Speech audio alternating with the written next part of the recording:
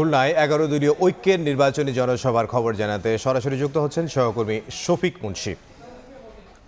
Shafiq, Khulna circuit house ময়দানে কিন্তু লোকারণ্য হয়ে গেছে এবং এখানে বেলা 2:30টায় বাংলাদেশ জামাত ইসলামের আমির ডাক্তার শফিকুর রহমান বক্তব্য রাখবেন বলে আমরা জেনেছি এবং এই ময়দানে মূলত জামাত নেতৃত্বাধীন যে 11 দলীয় জোট আছে সেই জোটের জনসভা শুরু হবে। আমরা যে বিষয়টি জেনেছি যে খুলনার এই সার্কিট হাউস মাঠে আজকের এই জনসভার পূর্বে কিন্তু আরো দুটি জেলায় একাধিক জনসভা এবং একাধিক পথসভায় অংশ নিয়েছিলেন বাংলাদেশ জামাত ইসলামের আমির ডাক্তার শফিকুর রহমান এবং তিনি প্রতিটি জায়গায় যে বিষয় উল্লেখ করেছেন যে দেশের এই পূর্ব দক্ষিণ অঞ্চল খ্যাত খুলনা বিভাগে আলাদা কৃষি এবং মৎস্য খাতে তিনি আলাদাভাবে পরিকল্পনা করছেন এবং সেই পরিকল্পনা আগামী জাতীয় নির্বাচনে জয়ী হলে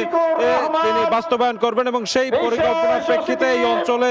যেসব শিল্প কলকারখানা দীর্ঘদিন যাবৎ বন্ধ আছে সেসব শিল্প কলকারখানা খোলা হবে। একই সাথে কিন্তু তিনি আজ সকালের প্রথম যে জনসভাটি যশোর ঈদগাহ মাঠে অনুষ্ঠিত হয়েছে সেই যশোর ঈদগাহ মাঠে কিন্তু তিনি বক্তব্য দেওয়াকালে প্রতিশ্রুতি দিয়েছেন যে তিনি যদি নির্বাচনে জয়ী হন তবে যশোর পৌরসভাকে তিনি যশোর সিটি কর্পোরেশনে উত্তীর্ণ করবেন। যশোরের পর কিন্তু তিনি সাতক্ষীরার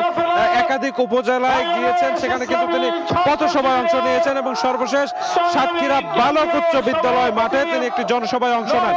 এবং তিনি প্রতিটি জায়গায় মূলত আকাশপথে গিয়েছেন এবং আজ খুলনা সার্কিট হাউস ময়দানে তার এই জনসভা অংশগ্রহণের পর সর্বশেষ সন্ধ্যায় বাগেরহাটে তিনি আরেকটি জনসভায় অংশ নেবেন এবং এর মাধ্যমে খুলনা বিভাগীয় সফর তার সমাপ্তি হবে। এই ছিল আমার কাছে খুলনা সার্কিট হাউস ময়দান থেকে বাংলাদেশ জামাত ইসলামের আমির ডাক্তার শফিকুর রহমানের যে জনসভা সে ব্যাপারের সর্বশেষ। খুলনা থেকে সহকর্মী শফিক মুন্সি।